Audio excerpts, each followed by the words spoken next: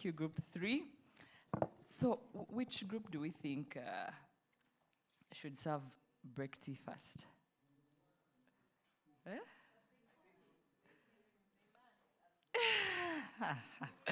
Okay, regardless, based on the results, which group should go first? Group 3, eh? You guys had an awesome story. All right, appreciate yourselves. When it comes to break tea, you'll go first. Thanks everyone for participating. I hope you had a laugh or two and know 2 or 3 people. I shall hand over to Immaculate.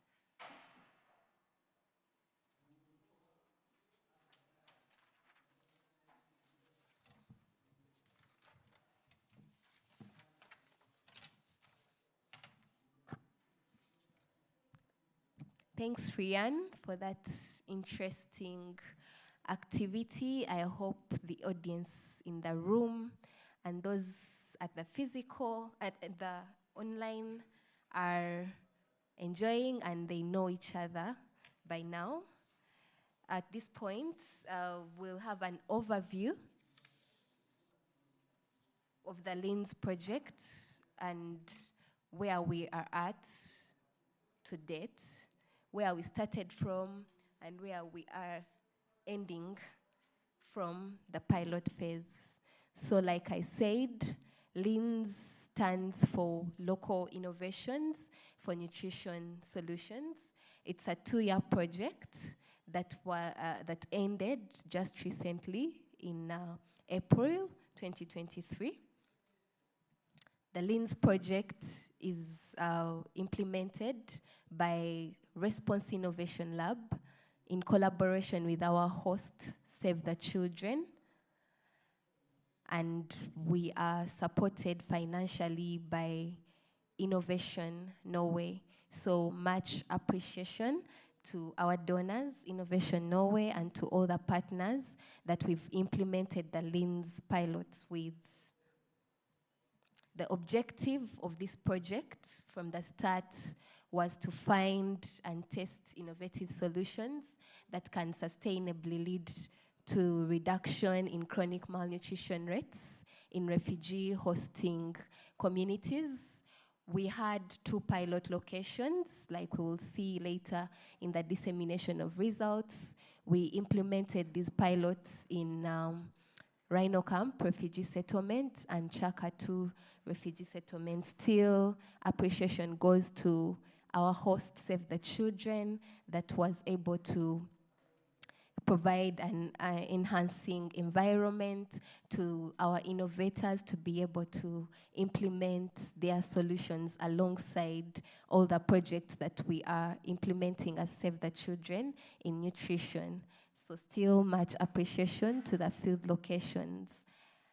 The focus of this project is to improve food security and all its dimensions, including access, availability, affordability, and utilization. And we target the window of opportunity, and that is pregnant, lactating women with children below 2 years. And why do we focus on this mainly is because the effects of malnutrition are very adverse if not properly addressed within this period. So we, together with other partners that we've been working with, have been contributing towards increased food security in the window of opportunity, or the first 1,000 days of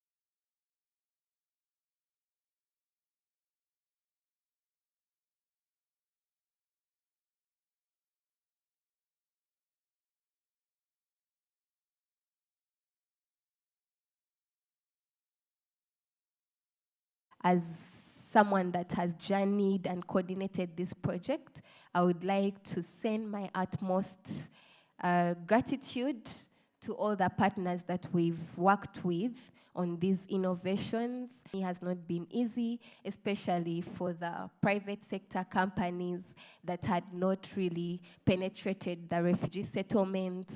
Thanks for being resilient and working with us, that we would like to interest all of us to both the online and the physical attendance. Hope you pick one or two things, and I hope something triggers your mind as you watch this video. Thanks. Hello, my name is Max VA. I'm the Global Director of Response Innovation Lab, and I'm really happy to be speaking with you about the solutions that came out of the LINS project. You know, it's not often that we have the chance to do things right. And by that, I mean starting with a challenge as opposed to a preconceived solution, engaging the communities, and having the flexibility to try things, to pivot, to learn as we go. And I have to give a lot of credit to our donor, Innovation Norway, for letting us do all of that.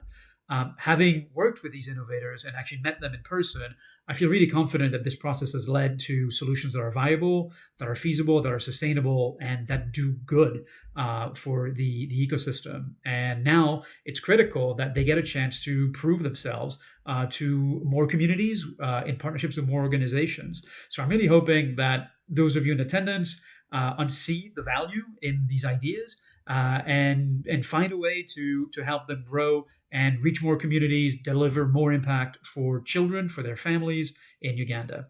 Thank you very much, and I wish you the best for the rest of the event.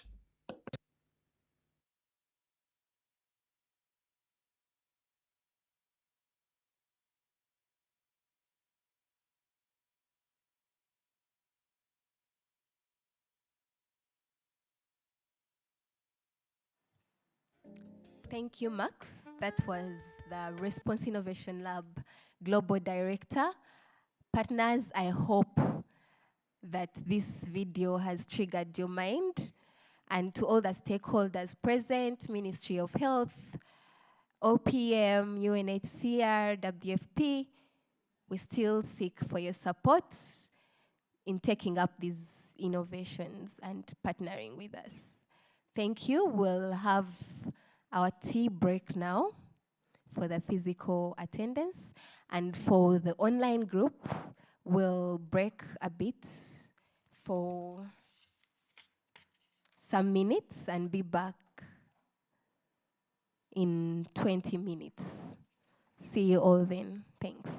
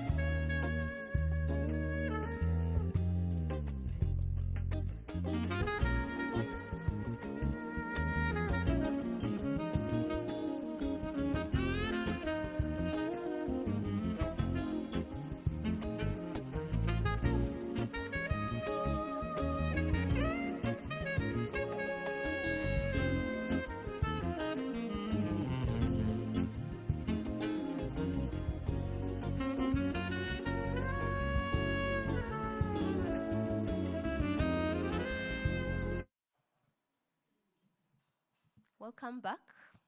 I hope we enjoyed the tea break. And for the online audience, I hope you grabbed a cup of coffee and also enjoyed the break. Hope you can also hear us loud and clear. For those still outside, please let's come in.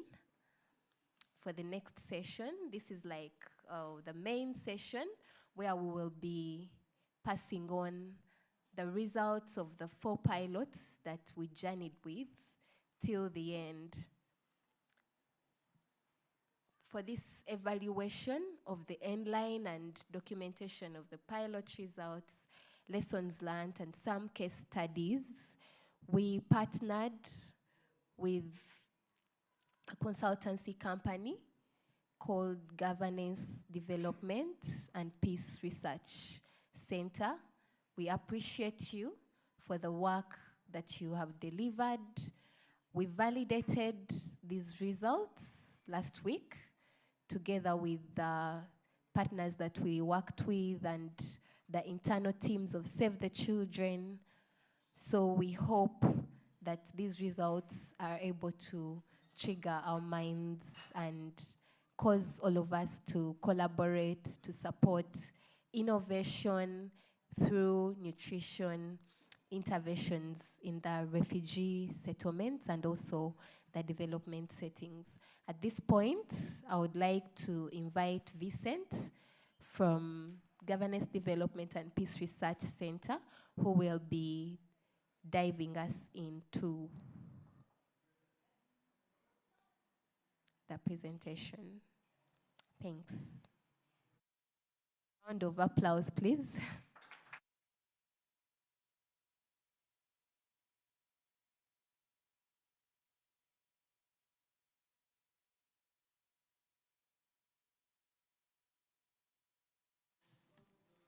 About LINS. Yes, I have the mandate of my team leader, Dr. Robert Kakuru. Would you like to say a word as we start off this?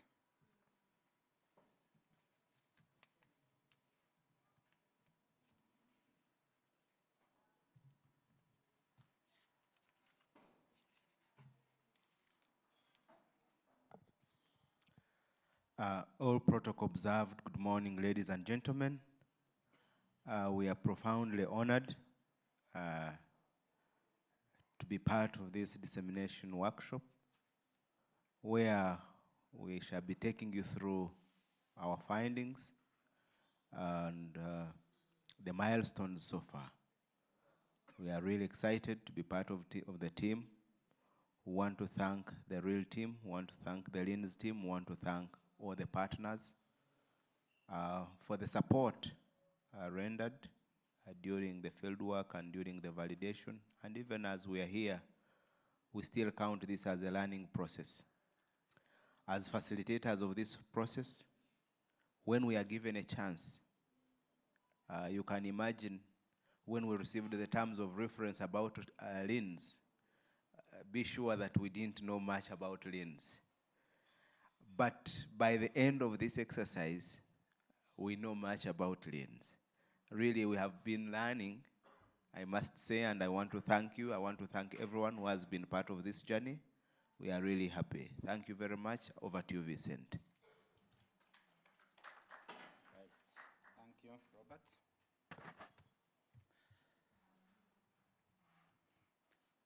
Yes, so we ran through the findings, and these pictures the background to the evaluation, a snip on the methodology, the findings, what we learned, and what were the limitations, and conclusions and recommendations.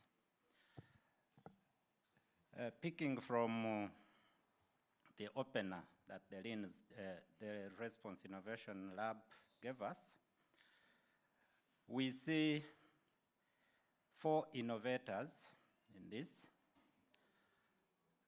Initially, they were 5, but 1 dropped out along the way. And so we see 4 finalist innovators implementing activities under this pilot to conclusion. And these were selected through a competitive Nutrition Innovation Challenge Fund process, which was very, very rigorous. and we believe delivered optimal value. We have Gulu University applying the Miseso orange flesh sweet potato composite flour. We have vertical and micro gardening with the micro farms and microgreens nutrition project. We have Wertunga and Seford promoting solar drying, and we have Afema Ventures from the private sector. We need to mention that vertical and micro gardening is also private sector. Gulu University is academia, and we have Afema Ventures from the private sector around scaling up sustainable micro enterprises for local poultry and egg production to curb malnutrition among children 6 to 23 months. Health entrepreneurs, as noted earlier, opted out due to the non-feasibility of the proposition. In terms of the end evaluation, you'll note, if you've had opportunity to see the report, you'll note that this was a dual purpose exercise. One purpose for it was to evaluate the journey of the LINS pilots, the 4 we have seen, what they've achieved, how much they've delivered, what do we learn from the process, what were the limitations, and what kind of recommendations going forward. But the report also serves as the end of project report. And so you will be finding some of the micro issues in there, because an end of project report should be fairly elaborate to capture the issues in the journey. The objective was to do an assessment of the LINS project and evaluate how effective the innovations have been to the targeted beneficiaries and other stakeholders over the project cycle. Specifically, we were meant to facilitate convener sessions, and this is one of them. In project locations and here in Kampala, to generate feedback and recommendations from key stakeholders. We are also meant to develop a lessons learned brief, which is separate from the report, but of course speaks to what is in the report. We were meant to document case studies, at least one from each innovation which has been done. And yes, my visibility here is there where we can turn this a little bit without affecting. Yes, there were questions to guide the process, and the questions were tailored along project management and learning, technical learning, and those key questions, as you can snap, covered what has worked well throughout the LINS project cycle, what could the LINS project have done better. In terms of the technical learning, contribution to reduce chronic malnutrition rates through the innovation projects, pilots, the extent to which the LINS innovation pilots made it easier and more affordable for targeted families to increase frequency, diversity, and nutritional quality of meals, particularly for children under 2 years. The extent to which the LINS pilots optimized and stabilized household access to diversified nutrient food for vulnerable households, again specific to children below 2 years. Questions around child care practices that have been exhibited or promoted under the pilots, whether the innovations have driven sufficient capacity to provide the necessary support to beneficiaries, and whether beneficiaries on their own would be able to promote uptake and scale up these pilots. Yes, the kind of programmatic and policy recommendations that can inform uptake of the LINS pilots. Uptake of these innovations in the refugee community against the host community, the kind of drivers to the rate of uptake among the two comparable communities. Let's proceed.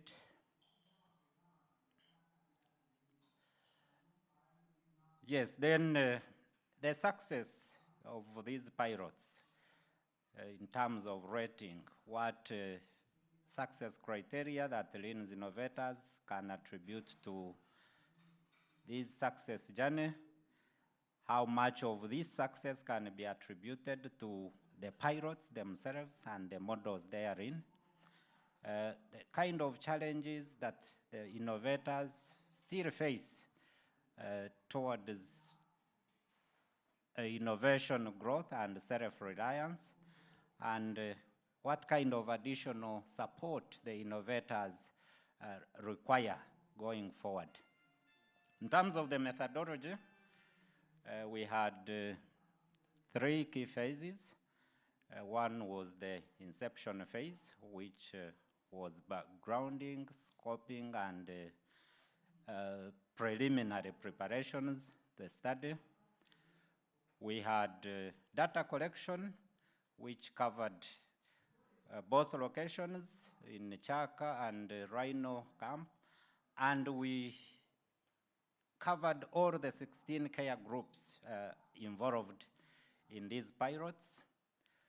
We used desk review, of course, for secondary data compilation, generation.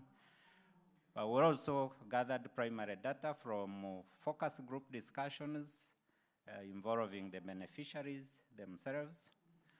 We had key informant interviews and case study documentation, case study tracking from particular beneficiaries followed through the focus group discussions. We cleaned the data, analyzed and synthesized it. We compiled the lessons learned.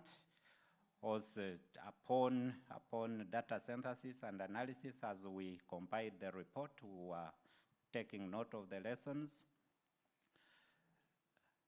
Yes, in terms of the underpinning framework, we use the product evaluation model, and conscious that these pilots were about generating,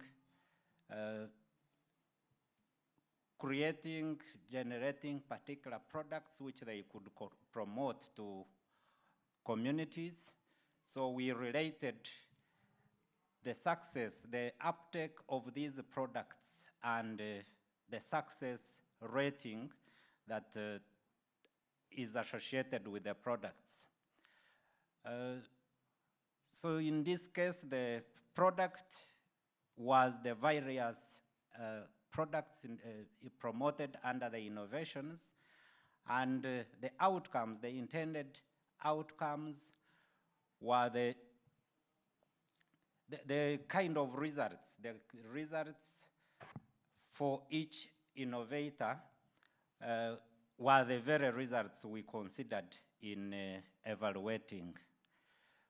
We relied on both the contribution analysis methodology and outcome harvesting to analyze the kind of contributions these pilots have made and the level of success and limitations associated.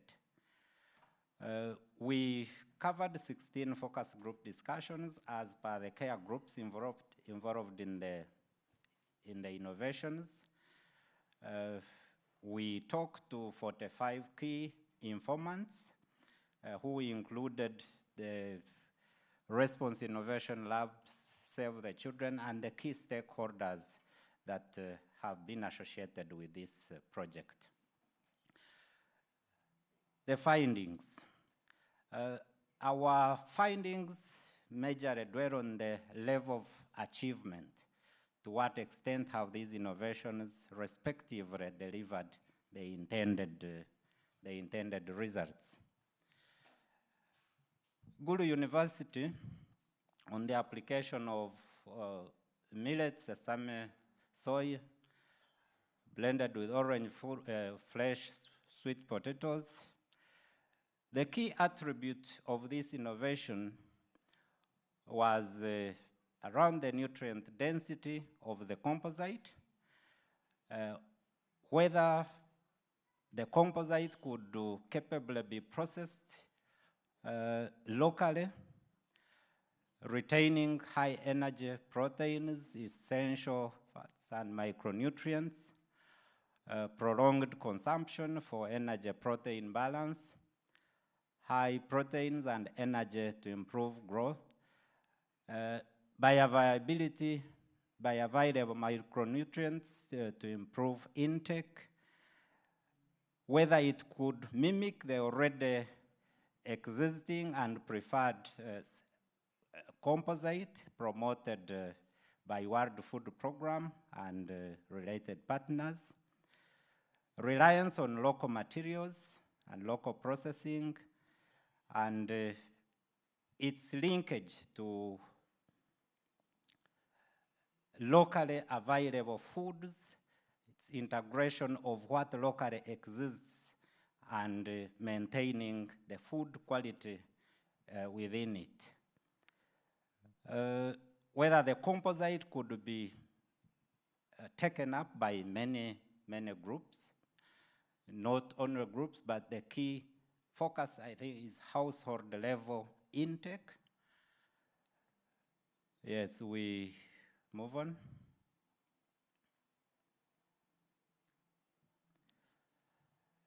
So you'll see from the illustration the chain of composite processing, which began with the training, with the provision of materials and groups involved in sorting.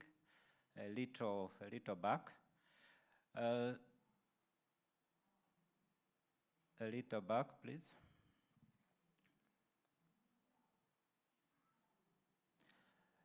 Yes, the kind of materials involved and the processing chain up to when we get the final flour. The flour can be locally adopted. It may be packed, it may not be packed, so it's readaptive. For house level consumption and direct processing, we saw that the flour was processed and directly consumed. But if it came to promoting it and linking it to micro enterprises, then we see packaging around it and for further marketing and purposes.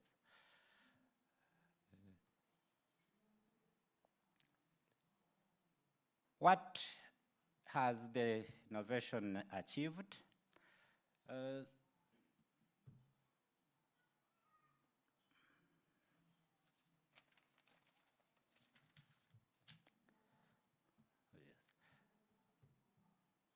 So we linked this particularly to the kind of outcome indicators, the kind of results that this innovation targeted to achieve. And in terms of beneficiary scope, the innovation targeted 100 households, and we see it reaching 85, which is 86% reach. Yes, in terms of household accessing the composite, yes, the 86 households were the reach. Beneficiaries were preparing and consuming the flour. At least those we talked to confirmed that they were utilizing the flour. And as the assessment also shows that the children in those households were prioritized for consumption. We noted that the composite is highly liked by both children and adults alike. And yes, if it was abundantly available, then there is a high prospect of it being consumed because it's liked in the first place. We could move. We have to run, of course, on the account of time, but also considering that all of us have this presentation with us.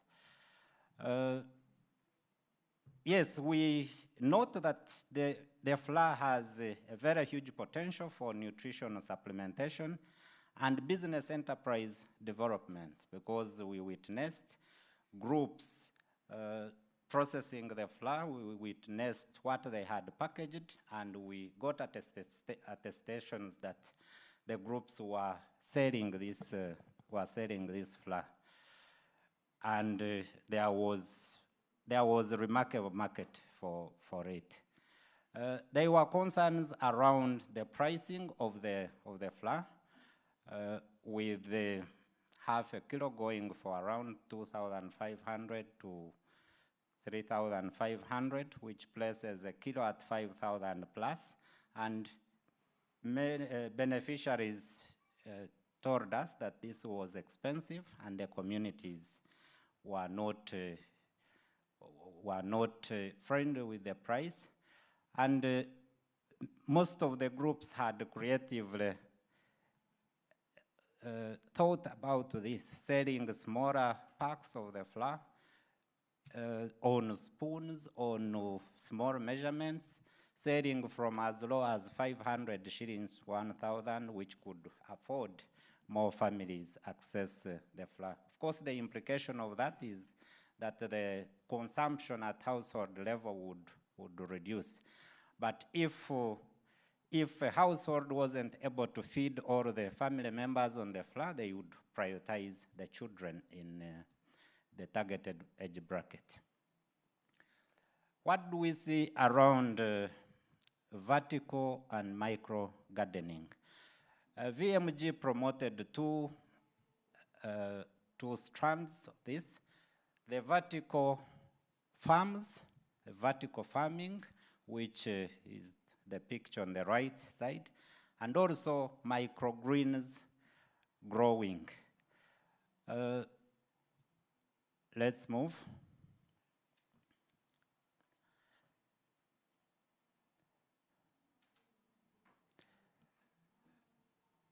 Yes, so the microgreens growing is around promotion of such greens growing technology, promoting growing of microgreens in same locations, Kyaka and Rhino camp.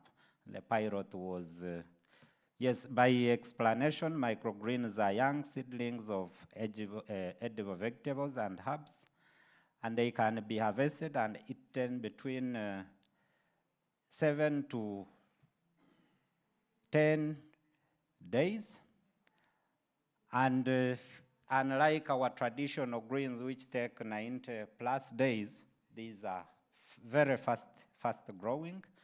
They are proven much more nutritious than the traditional greens.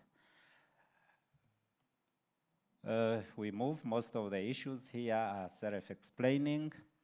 The intervention logic, a little back, the intervention logic around promoting vertical farming was that families would be trained in vertical and microgreens farming practices to be able to grow these, to adopt the technology on their own. Along the way, families would be able to generate revenue generated from these harvests to pay off the vertical farms and progressively adopt and grow the technology. And yes, initially, we see Response Innovation Lab and VMG providing showcase vertical farms initially, but later on, massively producing 50 vertical farms and distributing them to beneficiaries. These are supposed to be both points of reference for learning and creating and sustaining interest among beneficiaries to keep the technology. Vertical farming was promoted around its proven advantages of space optimization, water efficiency, self-generative vermicompost, organic fertilizer, which would be applied in both the technology, but also can be sold or used in other farms that are not necessarily vertical. Suitable for urban settings, typically land-constrained settings. As we saw, the advantages of microgreens were the imperative for promoting this farming system. We move. Yes, in terms of the beneficiary reach, we see a summary of VMG's intervention in Kyaka and Rhino camp. In each, the target was 75 households, making a total of 150. And on most of the indicators, we see VMG reaching these targets. 10 showcase vertical farms were installed. Then at mass production, 50 vertical farms have been provided, 25 in Kyaka, 25 in Rhino camp. And each of the care groups comprised of up to 15 members was given or assigned 5 vertical farms to be able to grow different plants and different species of plants. Microgreens farming starter kits were provided, 450 in total in terms of the trays, 225 in Kyaka and 225 in Rhino camp. When you divide by the 150 beneficiaries, we see each beneficiary getting three trays to be able to start up and take up this technology. We noted that the microgreens were generally acceptable to the communities, and vertical and microgreens farming can potentially be done all year around. We, however, did not prove the evidence that these groups were having various crops grown at various times, which would prove that the farming adoption had been understood and could support all time growing. We'll get back to that later. But we also generally noted that the vertical farming technology, because it is vertical and multi-story, overcomes the big challenge of land in refugee settlements, where families live on 30 by 30 meter plots. Yes, although a little costly, VMG, vertical farming and microgreens growing has not been popularly promoted, and we think that with its popularization, it will be widely adopted, and it can potentially overcome advantages and limitations around land. There are varied models of vertical farms with, of course, varied planting capacity, but also being offered at different costs. So this was an issue along the project, and it was realized that the cost implication of the vertical farming would be a limitation to many refugee households who are constrained on income, and a significant effort was placed around modeling a vertical farm that is remarkably cheaper and affordable to many of the communities. So this model is the newer version, which has been promoted at mass production, and we see it reducing the cost of the typical pre-existing vertical farms from around 400 to 100 to 120,000, which we think this was remarkable.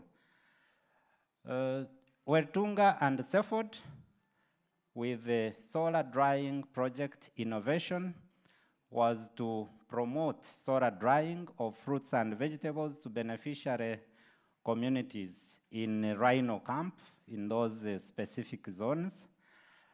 And we see it targeting 75 households, and all these were reached. But for all innovators, we need to note that the logic of care grouping is that the 15 members in each group are assigned or attached to, each of them is attached to 15 households, and these are groups that existed, that were fairly rooted in nutrition and child care issues, and yes, each care group member is attached to 15 households. And so if we were to rate and calculate the indirect beneficiary reach, we see 75 households by 15 giving us 1,125, which is the same logic for all the innovators. Yes, we proceed. Yes, so we see so the solar drying innovation reaching all the 75 households. We see solar dryer construction and installation, where 11 solar dryers have been installed. And we also see a number of other activities around training farmers to understand the technology, the solar drying technology. We see Wertunga and Seford promoting micro-enterprises around solar drying. We see those beneficiary trainings. We see households improving minimum diet. We see the technology promoting the growing of diverse crops, especially vegetables and greens. And one remarkable thing about this is that most of the beneficiaries, if not all of them, have been awakened that yes, locally it is possible to farm, it is possible to preserve, it is possible to access vegetables even in stress times of dry seasons. Yes, this is how, yes, if we observe, this is how groups are promoting local enterprise at micro level, selling from 500 to 1,000, but the groups are really able to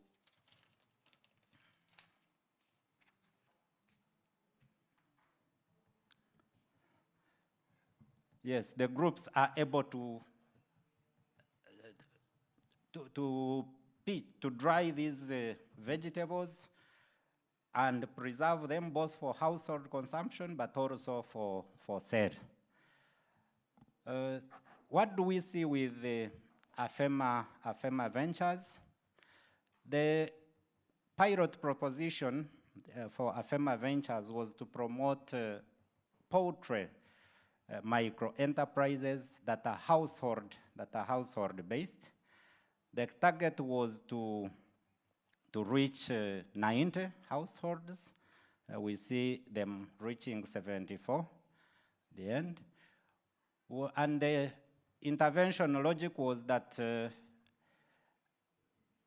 each of these household would, in the project timeline, at least 25 of them would raise a chicken stock of 30 from the pair. Each of the beneficiaries was receiving a pair of a female and male chicken, and this pair was supposed to produce up to 30 in at least for 25 households. Now, the logic also is that the rearing of chicken would produce eggs, and so households would, in terms of contribution, would leverage, in terms of nutrition, would leverage the chicken meat and the eggs. We see achievements around identification of beneficiaries, distribution of the chicken. Because from the initial target, 74 beneficiaries received 148 chicken instead of the 180 if the entire target had been hit.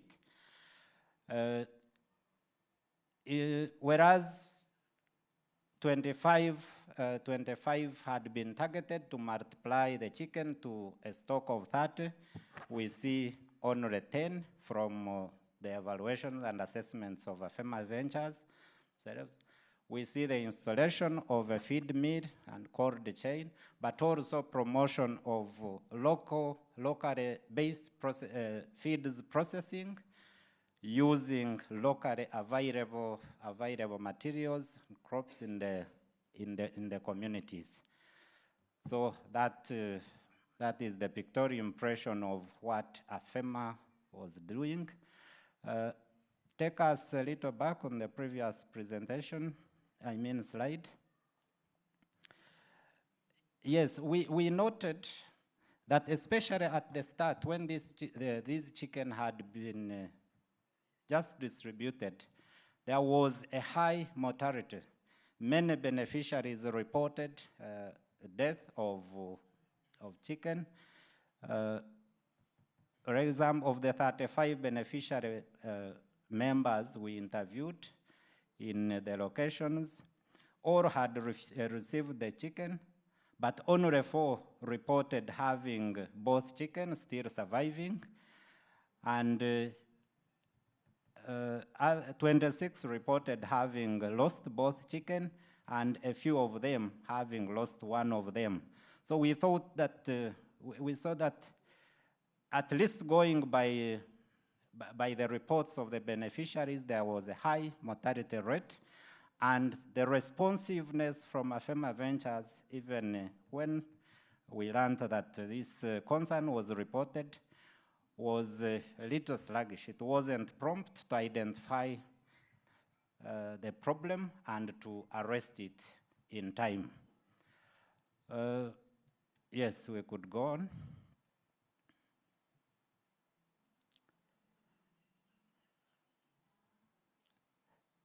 We could go on, please.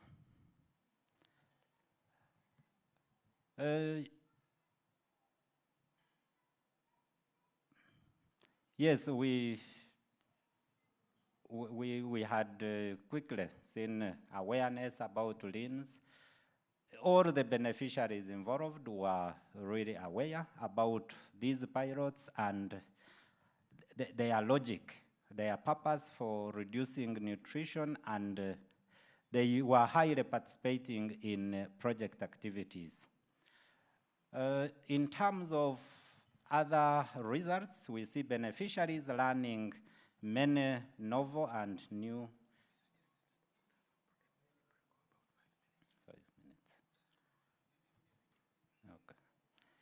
Okay. Yes, at this point, I'm tipped that we can have 5 minutes of the slide and we see something more interesting.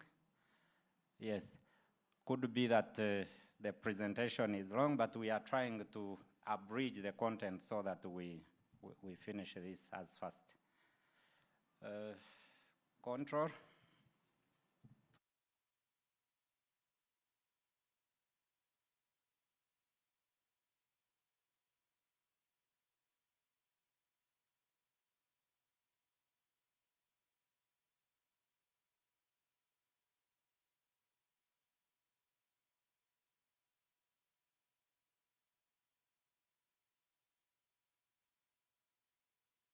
Hi everyone, my name is Lina.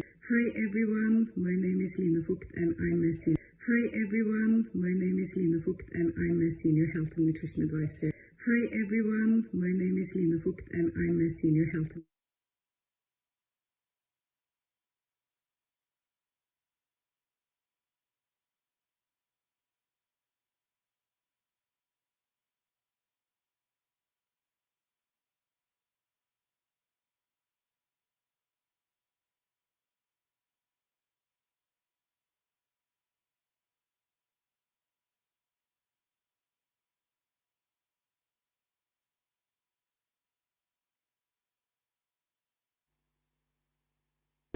Hi everyone, my name is Lina Vogt and I'm a senior health and nutrition advisor from Save the Children Norway, and I have been supporting this project since the very beginning. And it is a fantastic project and it has taken us quite a long time to get here. We started with more than 40 pitches that was carefully assessed and reviewed by experts in various fields, such as nutrition, humanitarian, innovation, food security. And now we're left with these 3 projects that have shown to be very effective in terms of implementation and that have a great opportunity for scale up. And we are now seeking support to continue with this project beyond the piloting phase, given their great potential for reducing malnutrition. So we really now encourage stakeholders to support the continuation of these projects so that more families and children in Uganda can benefit from them. Thanks so much, and I hope you enjoy the rest of today's event.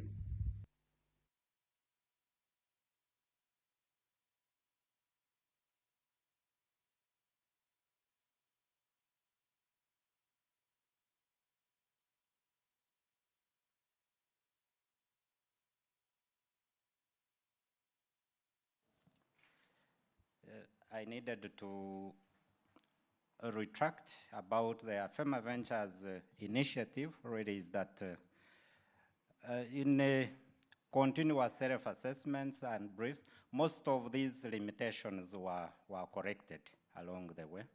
And at some point, the innovation steadily picked pace. Yes, let's move. So, key results, we see beneficiaries learning a lot of novel technologies and experiences across all the innovations.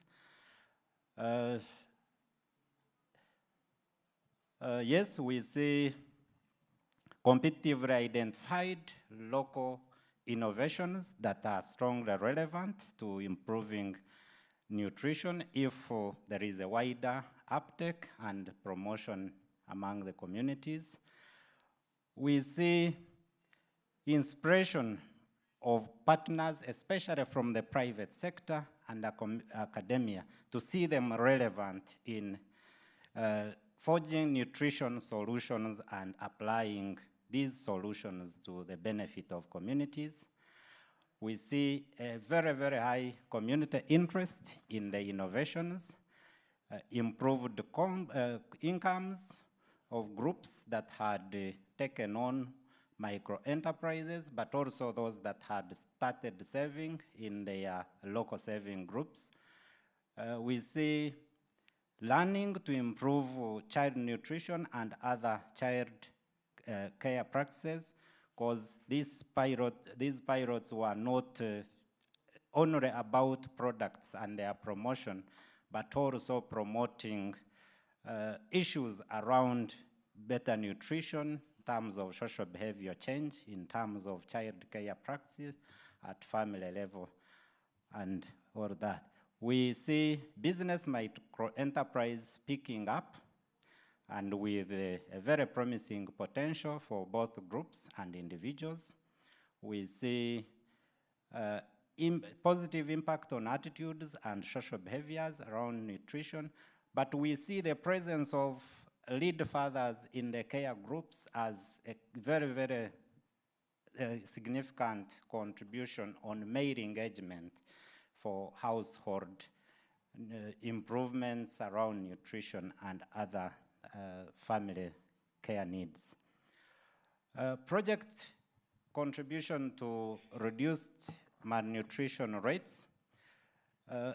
Yes, from the evaluation, we see this high and demonstrated potential of the innovations to improve chronic malnutrition depending on the scale of the uptake at household level. We see great buy-in of beneficiaries in the innovations and enhanced access to diverse nutritious foods. The bigger limitation, of course, being that the inputs, the seeds that have been provided by the innovators under the project arrangement. So we need to take interest in how this sustains. Potential for impact, quickly, we see the Miseso flower being amiable and very much liked by children and adults alike, and this gives it potential, this gives it relevance and reason and rationale to scale. We see microgreens being highly taken up, and families, especially in Kyaka, getting very interested in adopting the technology, and if sustained, we believe that nutrition levels in households will improve. Vertical farming, the technology is applauded as handy and very feasible to land constraints. Same with solar drying, which has awakened the consciousness of the community and their interest to realize that food can be preserved and be available all time. Poultry micro-enterprises, people are interested. Poultry is something that people in various cultures attach with traditionally now. It has a very strong micro-enterprise and business logic that family incomes can be boosted, but also associated leverage on nutrition from the eggs and chicken meat. What are the challenges that innovators still face? These are laid out innovator by innovator. For the Miseso composite flour, some ingredient materials are not locally available in the communities, so many of the groups have to source from far-off places, and this is a challenge. Then at the time we evaluated, most of the flour that was available had been consumed was from materials that had been supplied by the innovator under the project. So we needed to get interested again on how this sustains by close of the pilot. We see the culture of overdependence on free aid and relief handouts of refugee communities, constraining their active uptake, understanding of this, and taking up the business perspective and the nutrition value of these pilots. We see challenges around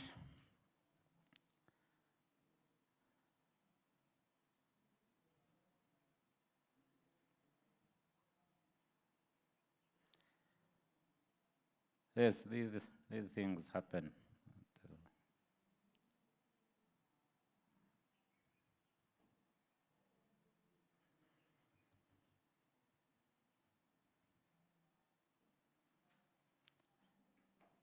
Yes, we see issues around sustainability of local production, especially in terms of the expenses associated, and if these will be sustained by the beneficiaries on their own. We see weather-related and roads, all those that affected the trainings. We also note that refugees are linked to so many donors, so many projects, and there are many implementing partners who engage them. At some point, this affected the zeal, the presence, and the participation of the beneficiaries. For VMG, generally we noted that for the innovator, humanitarian response, refugees, and that terrain was new to them. And they started from learning, adopting, and picking up. Implementing activities in 2 settlements was a little stretchy. And yes, having 2 strands of innovations, vertical farms and microgreens was a little stretching on them. Yes, we see a challenge around access to seeds for microgreens, but even seedlings for the vertical farms, a little challenging, and would imagine that this issue affects beneficial and the overall reach. For solar dryers, there is an opportunity that the solar dryers were not even sufficient to service the needs of the communities. Both beneficiaries, direct and indirect, were hugely interested, and at various points during peak harvests, these dryers were always crowded. Drought, sustaining farming throughout the season, especially during drought periods, is still a challenge, and many beneficiaries reported, because at the time we did field data, it was dry, and many beneficiaries said they were not growing anything. General challenges. Yes, in as much as this has been a pilot, the 9 months had a few interruptions that it wasn't optimally used. So we see limitations and challenges around project time, the distant zones and bad roads, the late release of funds at some points affected activity scheduling, gain of a dependence and the mindset of refugee communities is a challenge to sustaining these business models. Over expectation from innovation pilots by partners, but also beneficiaries alike. And we also noted that the business value of the innovations, especially the Miseso composite, and also the solar drying and selling packaged products, the business was fast overtaking the nutrition logic at household level. Many beneficiaries, especially the men, were interested more in the business, in sales, than feeding at home. Yes, additional support required for Guru University. We note financial support to scale, collaborative linkages for research, innovation, and development at various spaces, broader linkage to community and problem suitable solutions, further support targeted to business development to ensure refugee and host communities enterprises take off, supporting the composite local production of raw materials through appropriate farming systems so that the materials become locally available and there is significant production and uptake at that level. For VMG, we note financial and technical support to scale as low, continuous iterating to more cost-effective, adaptive, and durable vertical farming technology, promotion and commercialization of both microgreens and vertical farming across refugee and host communities, creation of a more rewarding blend of private sector and NGO interest articulation and value proposition, especially in humanitarian and development responses. Yes, we noted that VMG was still largely private-driven, business-driven, and coined around the traditional and conventional business model. But targeting corporate clients like NGOs with their associated philosophies still needs some further thinking and clear modeling for mutual value optimization. For Wertunga and Seford, yes, funding to scale the solar drying so that they are available in both the pilot locations and wider. We also note that there is a need to support increased production of vegetables so that the solar dryers are relevant. They are only relevant if they have something to dry.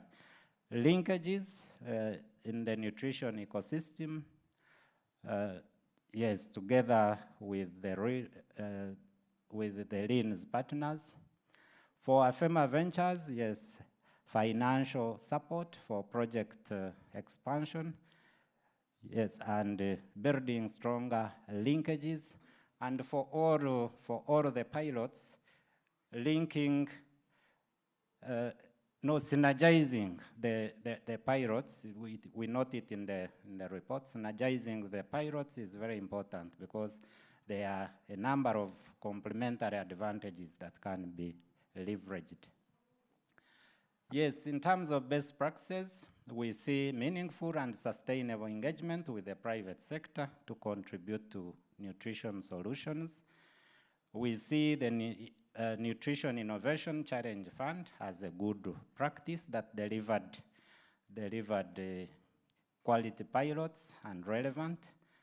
Stakeholder engagement was good, and in terms of meetings, dialogues, knowledge sharing, and documentation. Use of community-based facilitators on the ground was good because it constantly connected the innovators to the beneficiaries on the ground. The beneficiaries are seen empowered because they participated in most of the processes throughout the process, and they were very much aware, they were highly aware about what was taking place, informed and empowered.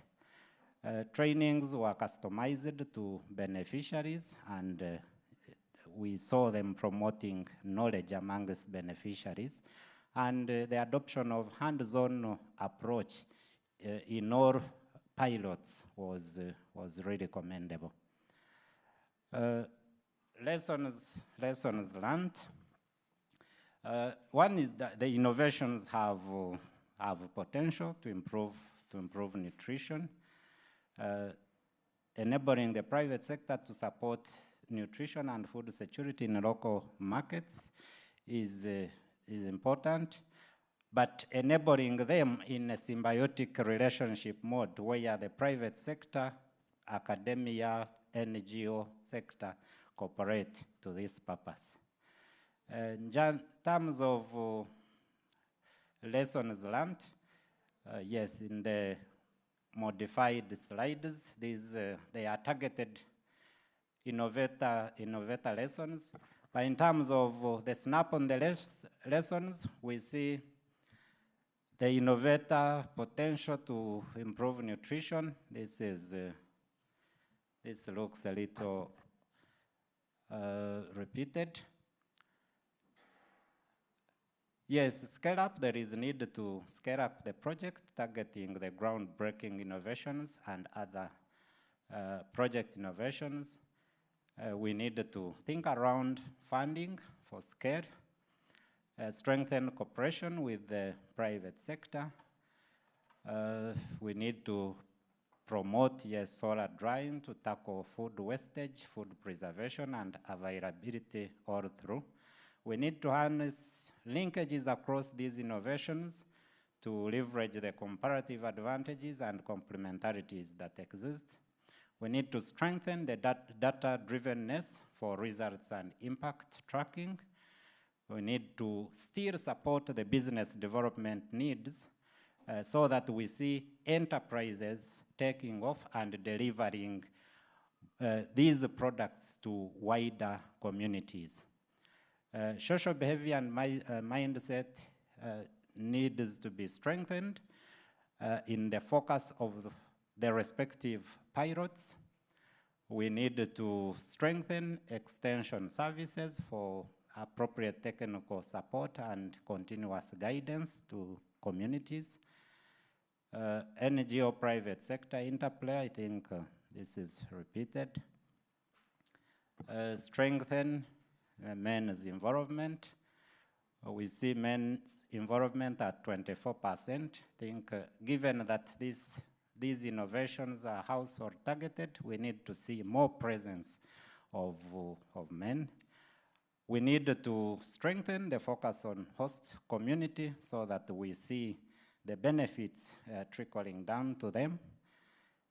Technical support and strengthening for partners is still necessary.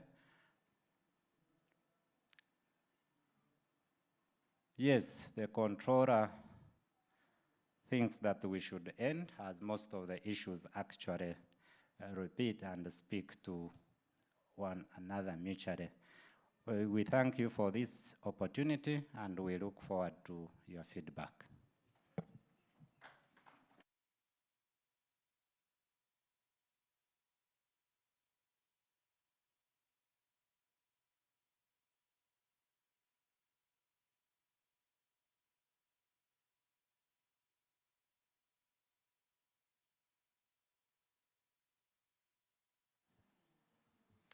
Thank you very much, Vicent. Please let's give them a very warm round of applause. Thank you so much for these insights. It's now time for Q&A.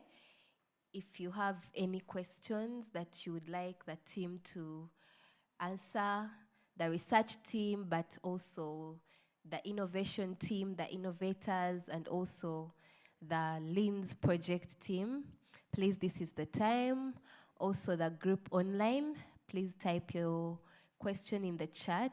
Rian is tracking them, and we will be reading them. Any from the room? Any questions? Any recommendations? Additions, subtractions, comments?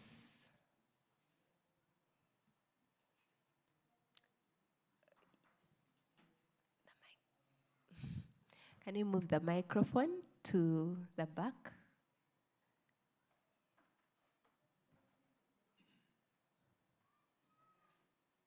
The microphone, technical team, please. We have hands up.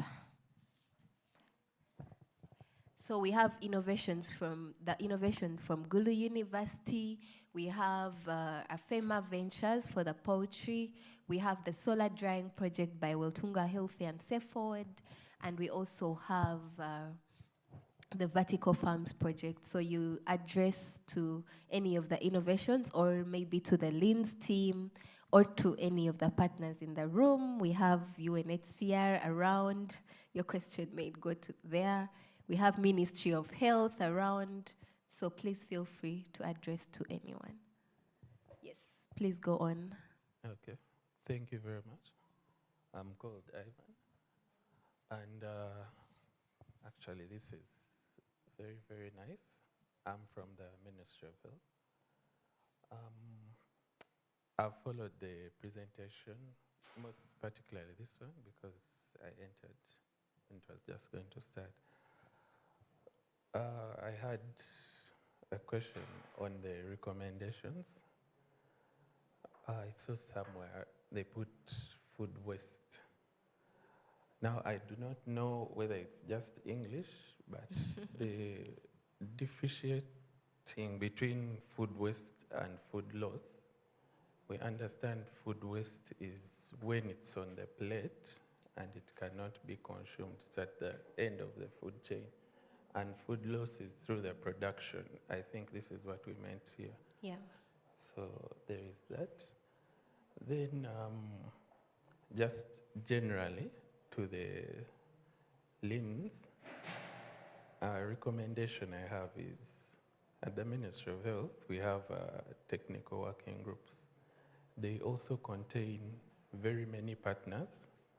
So if maybe you're looking for partners to scale up, it can be a good place to also disseminate these results. Personally, I can hope to get the presentation there, but I feel if this goes there, it may not just stop in the technical working group, but can also reach senior management. And once it gets there, you're almost sure that you'll get many more partners that will be interested in scaling this up. Thank you very much. Thank you very much.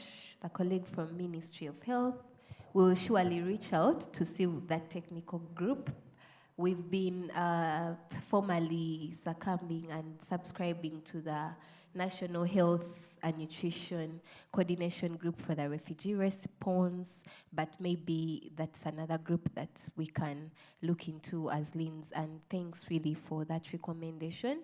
These are platforms we are looking out for in order to get some support to scale. So yeah, we'll surely reach out to you. Thanks. Yes. Thank you so much, the whole of the team who have put this together, and the innovation and the innovators. Congratulations.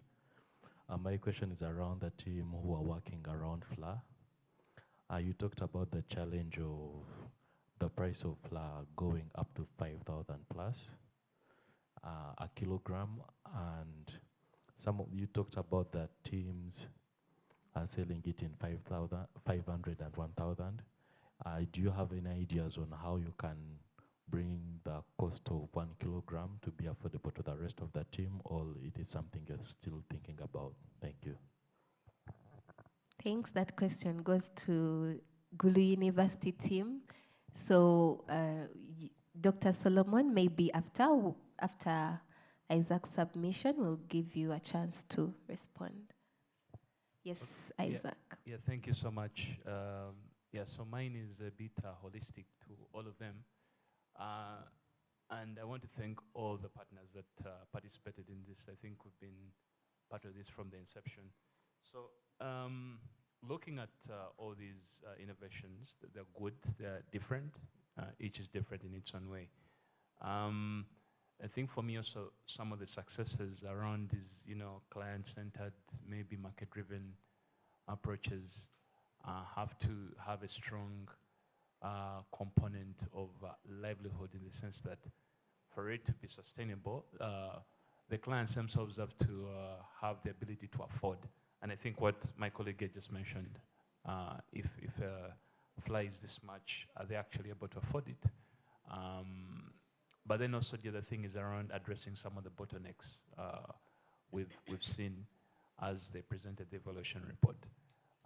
I'm glad that some of these things are working out. For example, in Gulu, where they're talking about the issue of acceptance. Acceptance tends to be a very big issue, even with the previous attempts at things like, these multivitamin powders and what. If you're able to, break through that, then I think that's a very good step of moving forward.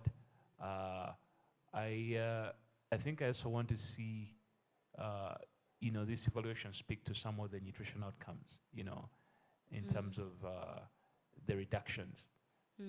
For example, we know that ultimately, whatever we're doing should percolate into, say, reduction of some form of malnutrition, whether it's stunting or what we want to see, what that means. Maybe that takes a little longer, because maybe the 9 months may not be enough to that. So we want to see some of these nutrition outcomes or nutrition and food security outcomes coming, as well as strengthening a bit of the ability to earn and be able to buy, because then that's when we speak of sustainability. Otherwise, without demonstrating some of those strengths, then we wouldn't be that different from the classic nutrition programs that we're trying to, in fact, move away from, where we usually largely depend on aid.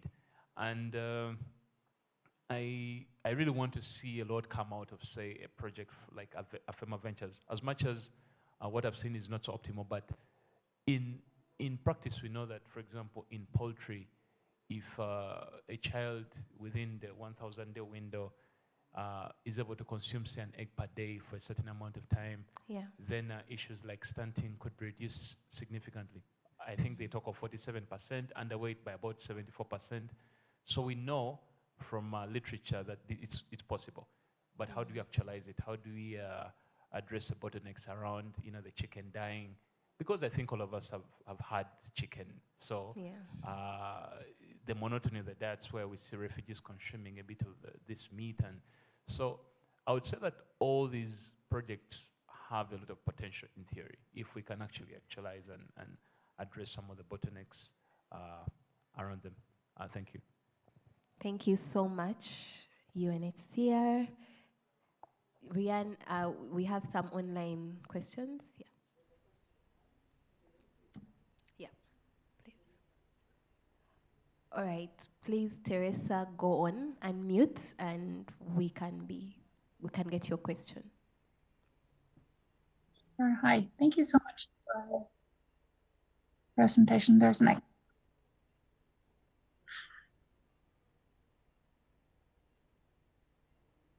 See, is there still an echo? Yes, it is. Yeah, we can hear you. Okay, so there's a significant echo, so I'm having difficulty speaking.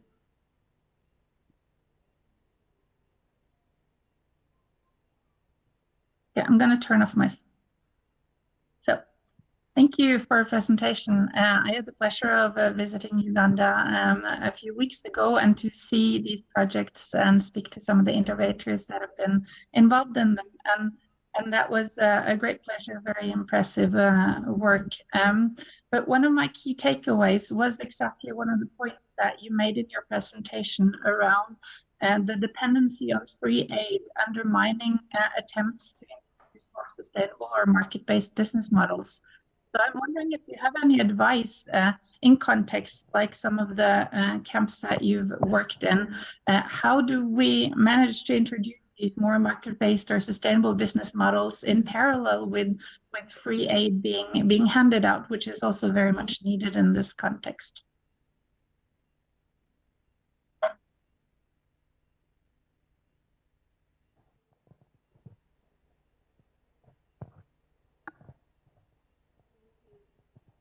Thank you, Therese.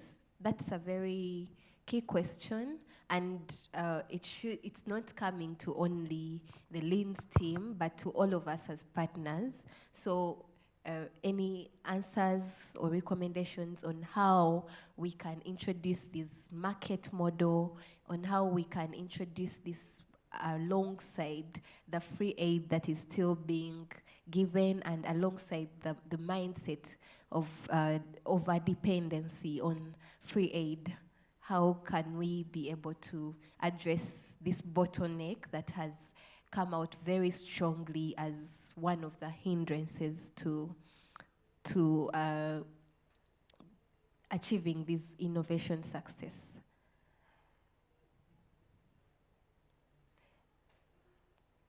Agnes? Paul, okay, yes.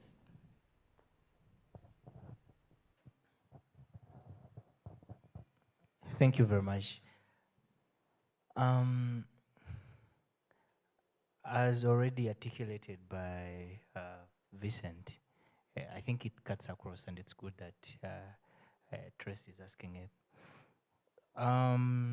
What we have tried, for instance, as VMG in Kyaka, is a financing model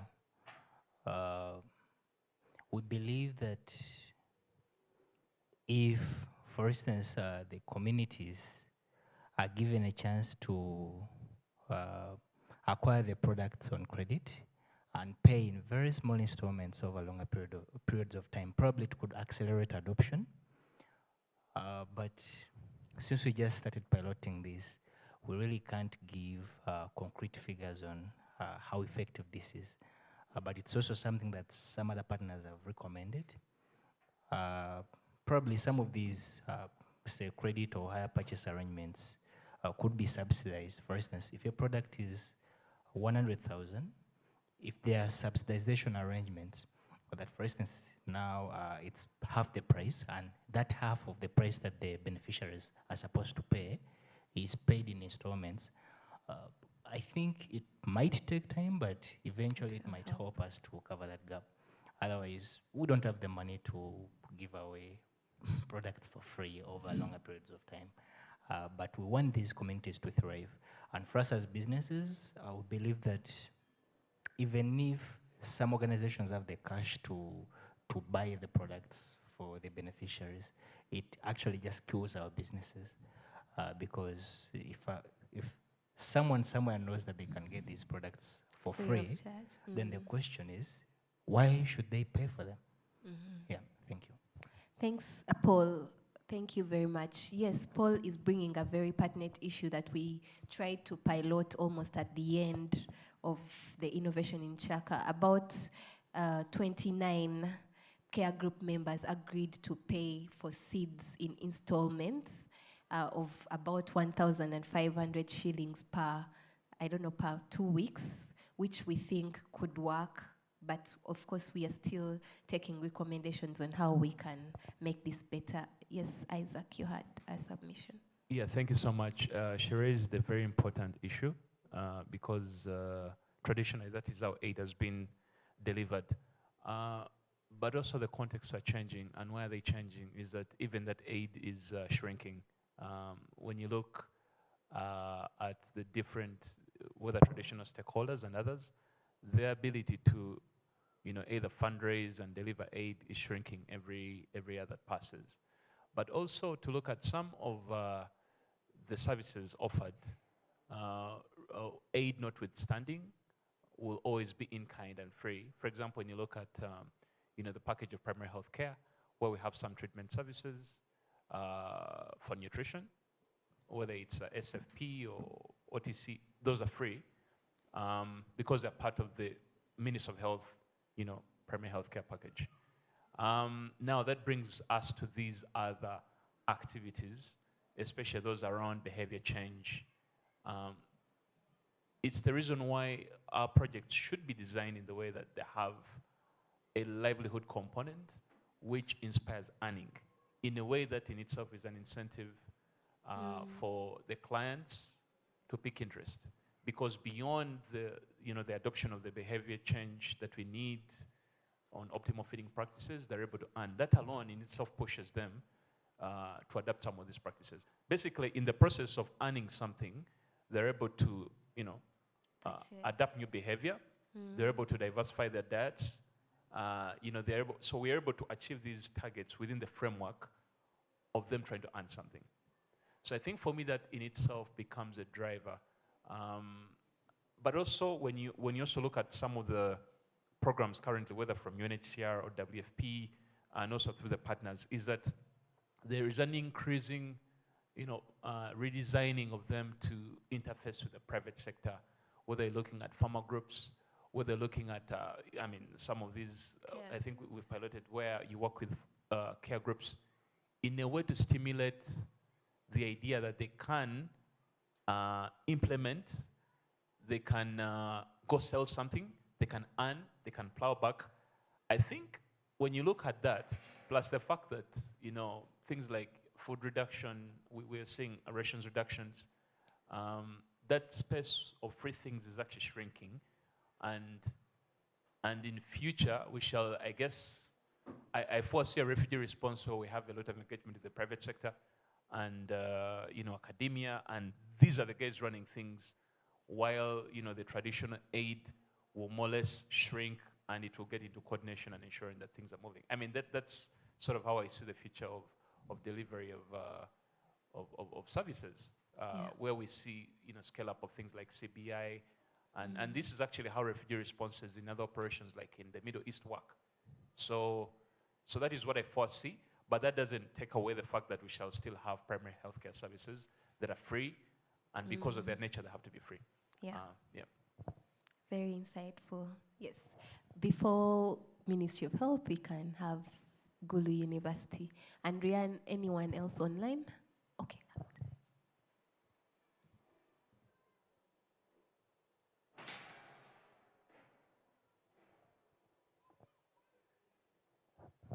Yeah, thank you very much. I don't know him. I want to contribute first to the discussion that is going. Then maybe I'll come back to answer what was being asked to me. I think the question on the overdependence and on AIDS is something that is very interesting, and I think the LINS project approach has shown something that could help in a way. When I used to train farmers from my first degree in agriculture before moving to food science and nutrition, there's this one particular question of we all have seen mango trees that the rest are flowering and are fruiting, but for them they don't flower and they don't fruit during the season. Or you have one mango tree that fruits only one side and the other side is not fruiting. So I used to tell the farmers, and there were local solutions to them, that you've seen people put nails or cut the bark of the tree almost up to the middle of it, or they put very big nails on the tree, and then because these trees, then you're forcing them, you're pushing them to the wall, then they know I am going to die, and by the nature of living things, most people don't want to die before leaving Hope Springs. So when they know something is pricking me, they're trying to put me down, and then they're forced to flower, and then they know, okay, even if eventually I'm going to die because this farmer is really now cutting me down, I should first leave Hope Spring. So this is the approach where we are coming in with the refugees and the people. First of all, even if it's not, I know, intentional that the heads are dwindling, it's reducing, but I think it's also coming timely in a way. I am not saying that we should not get more heads, but this is pushing the people who are relying on this to now start to do things on their own.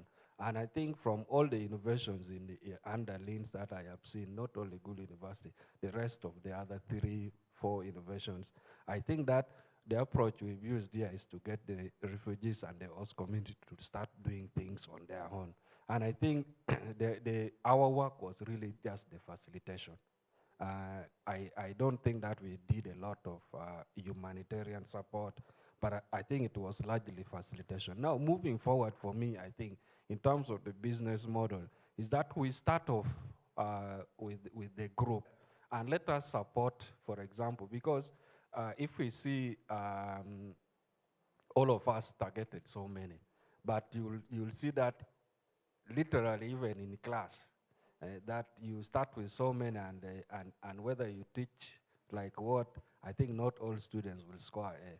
For me, as if everybody scores A, then you're in a very big problem. So if there are these ones who are going to perform very well, why don't we kind of stagger our support, and we give, we support up to the end those who are most enterprising, and these people are going to be seen by the community, and then they will pick up from there.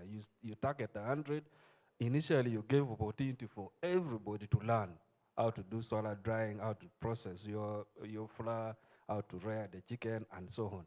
But among these, there are people who are going to take it very seriously, and then we continue to support those ones in stage by stage until when the biggest support should go to the most enterprising, not forgetting, of course, the nutrition. And then the rest we'll see. If there's another phase of the project, or as you're redesigning, re-strategizing in the middle, you come to see how to pull the weaker ones or the ones that have not yet become very enterprising. And you will see enterprises that are big enough to support their own household nutrition and so on, and people learning from them.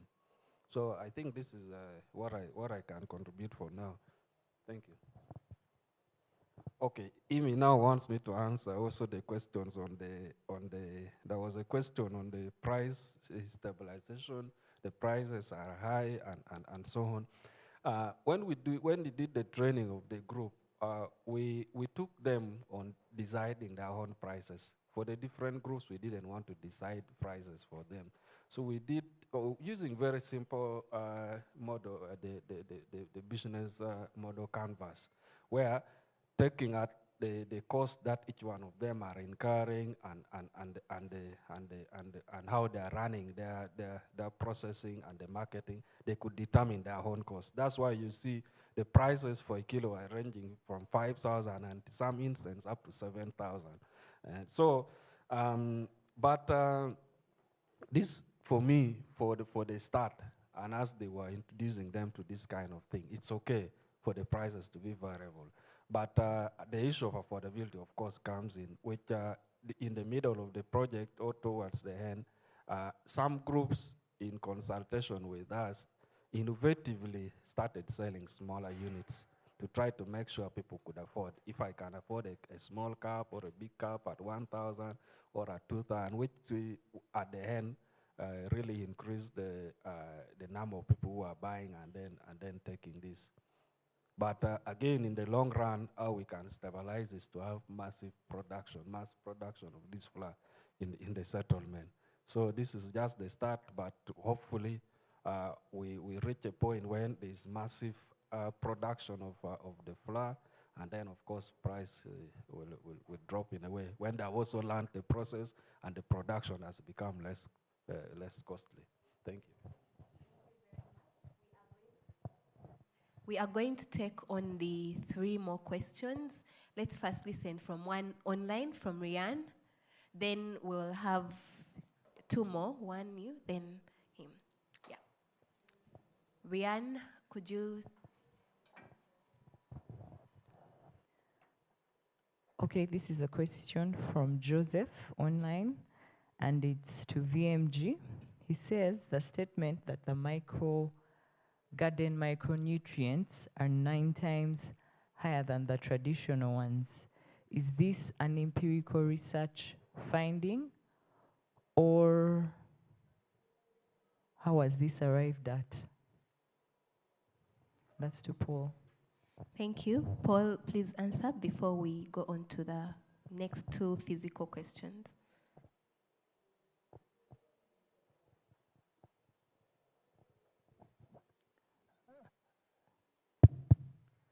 Thanks for the question. That figure is from other researches, literature review.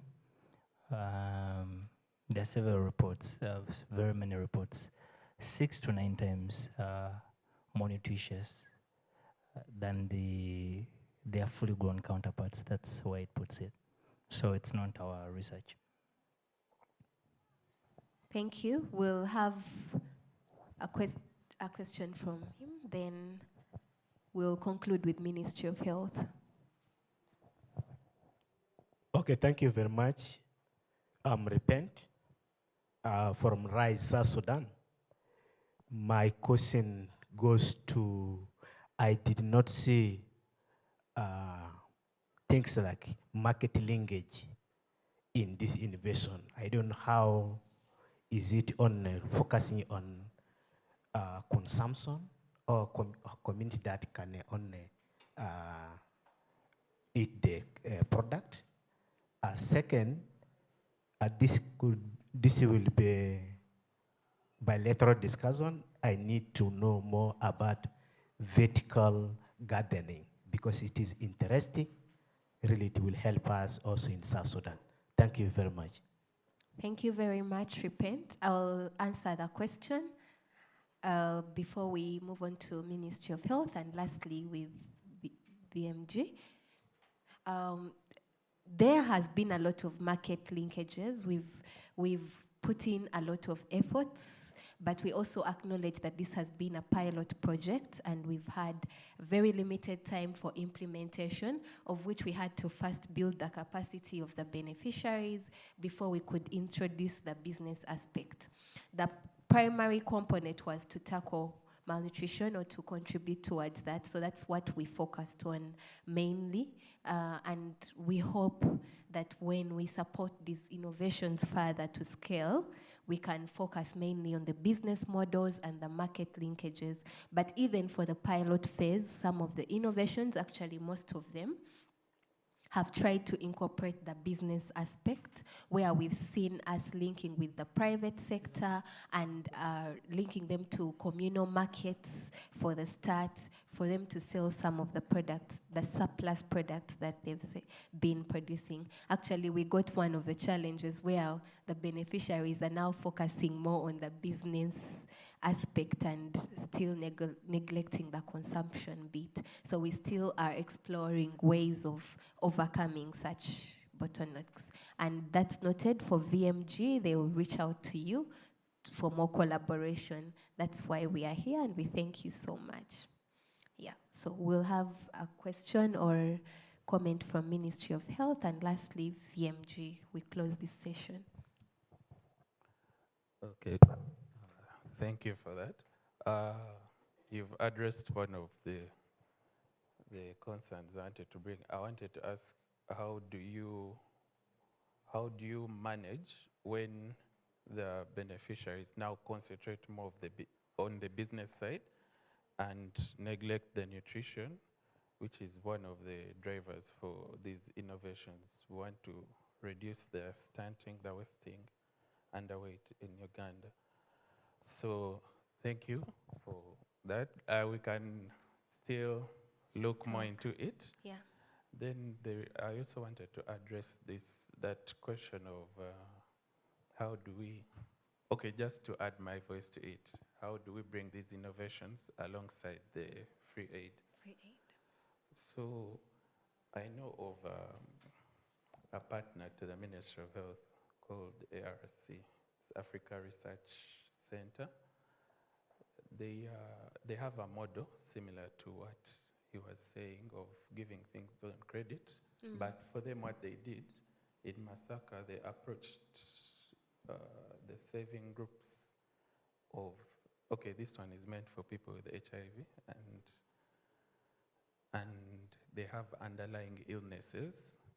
They get the ARVs free, but there are other medications that they take. So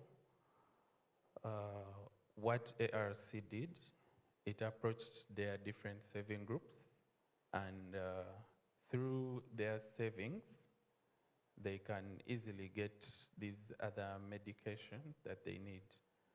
So I think it can also be an avenue for these innovations to be taken forward, in that if it's in the refugee settlement setting, these people also have different saving groups, and through these saving groups,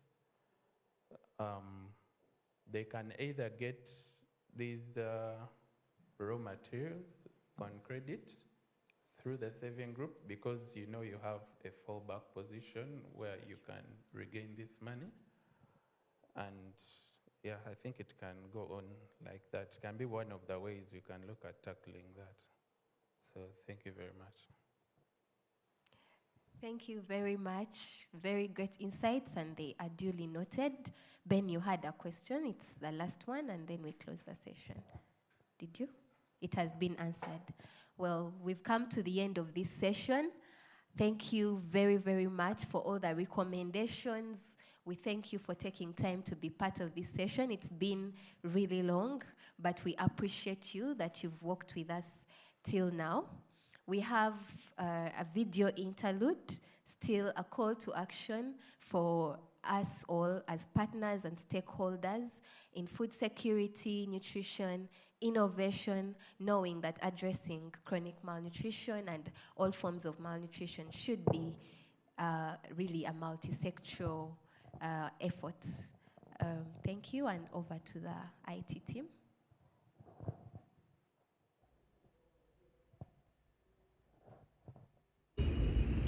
Hello everyone, this is Charlotte Cabo, formerly from Response Innovation Lab Uganda.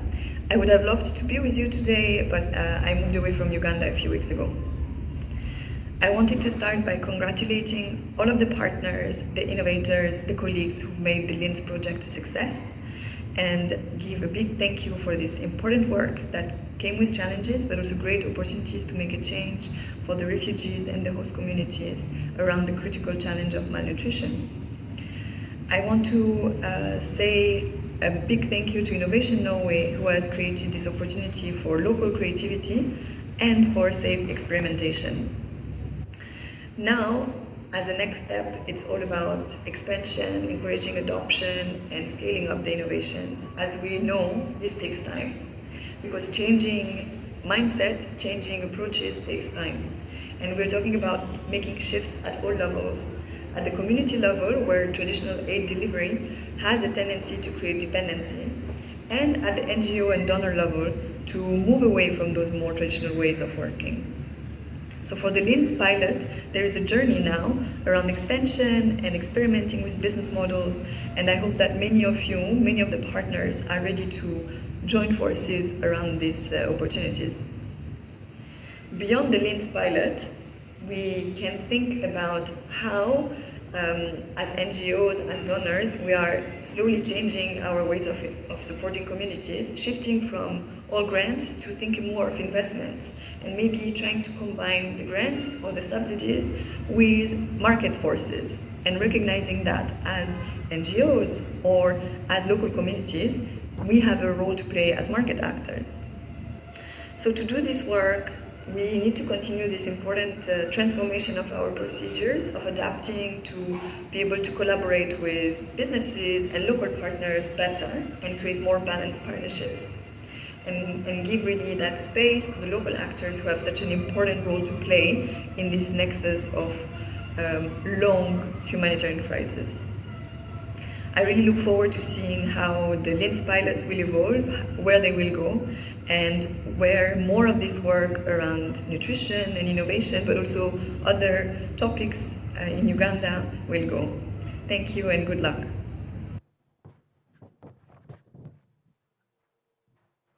Thank you very much. And also a special thank you to Charlene, who was at the forefront of this project right from the beginning. She has been a very great pillar, and we really do appreciate you, Charlene, all of us, and the partners. We are really so grateful to you. I hope it's been nice seeing Charlene again for us who have been interacting with her always. They say they miss you, Charlene, and she's online. I know she has heard this, yeah. Thank you for journeying with us till now. We are almost done. We have about 2 agenda items remaining, and at this point, please allow me invite Isaac from UNHCR to add his voice to the call to action and to give his views about the whole event and process, as he has also been very part of the project from the start.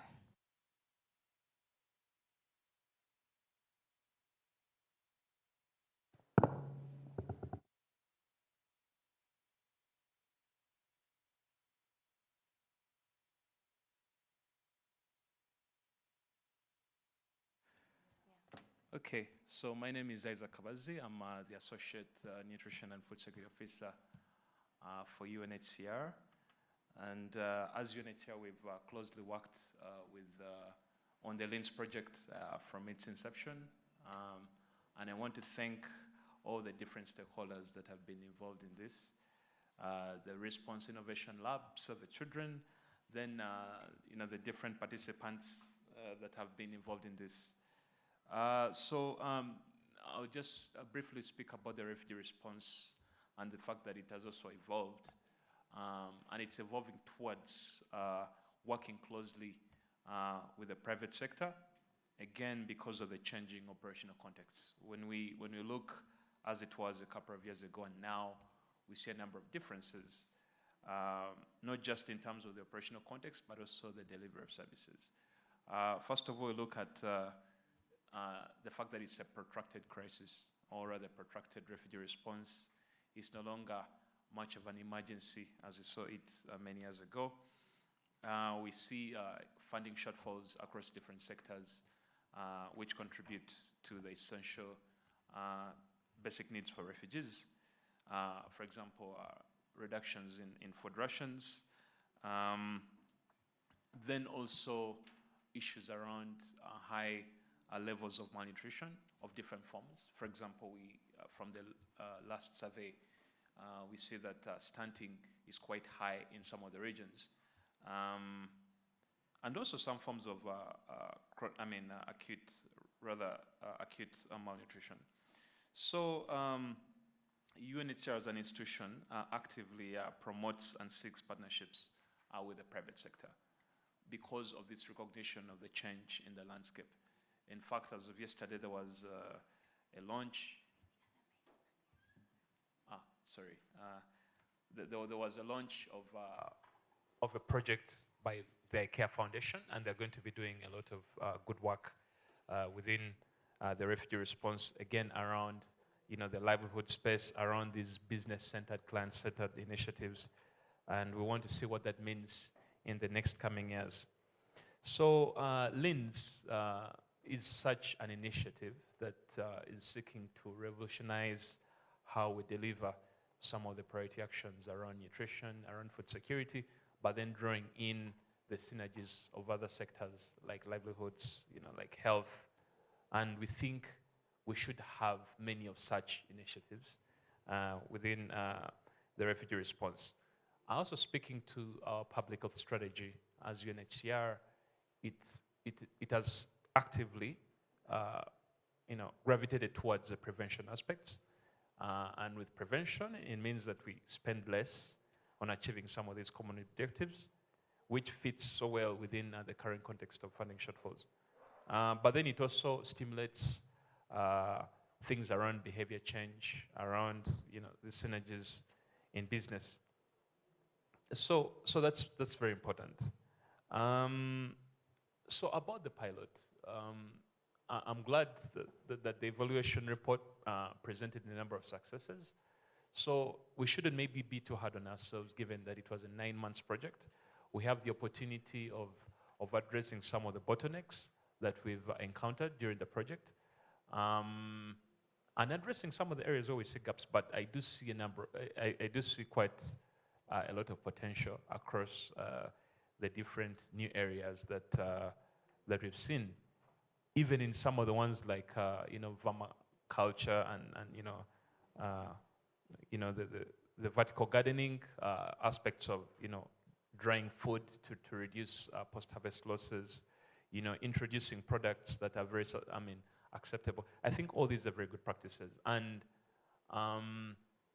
personally, I think, and also as UNHCR, I would call upon the adoption of practices that work. Something that works should be adapted. It should be scaled up. It should be actualized so that we see, again, the adoption of some of these good practices.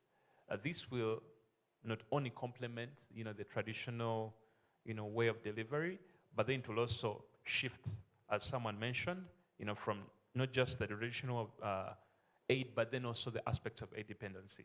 I think for me, I'm also passionate that in the process of achieving some of these nutrition outcomes, we're able to stimulate income, and these in a way become like the driving factors.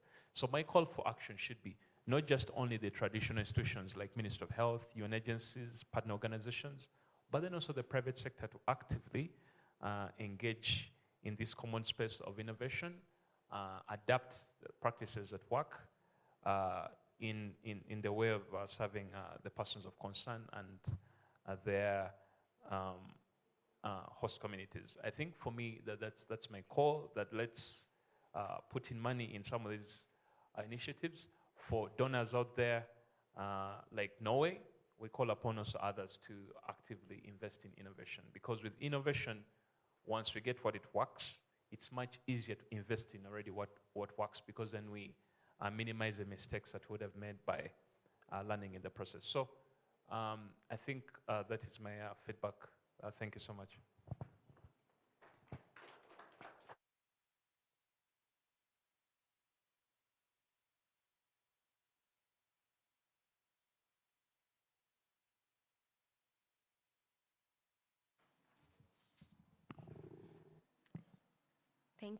Thank you so much, Isaac from UNHCR, and thanks again to everyone for being part of this meeting that has been very key and fundamental for us as Response Innovation Lab. On behalf of Response Innovation Lab and Save the Children, our hosts, I would like to say again, thank you for joining us today, and hope to continue collaborating to be able to see that we move these innovations forward.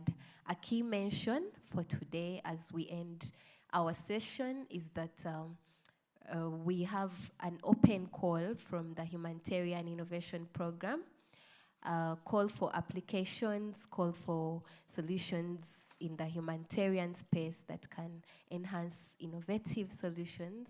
As Save the Children, we would like to say to all the partners that we are joining this call, we are applying, and we seek your support in raising a match fund for which is required to be 50% match fund. So joining us in a consortium or any efforts towards us scaling up these innovations will be very much appreciated. Kindly note that this match fund has to be from private sector source or donors. So we are at this point really looking out to raise this. Otherwise, it's been a very interesting session, and from us, it's thank you, and thank you again. We hope to keep in touch. We hope to continue following up with these innovations and hope that someday we are able to realize their impact and not just talk about their potential to address malnutrition rates in Uganda. We've concluded this meeting, and before we close, we would like to take a group photo for the physical attendance, and for the online group, kindly switch your videos on for Ryan to take a snap as well. Thank you very much, and the event is officially closed. We will end with lunch. Please do not go without having lunch. Thank you. A round of applause, please. Thank you.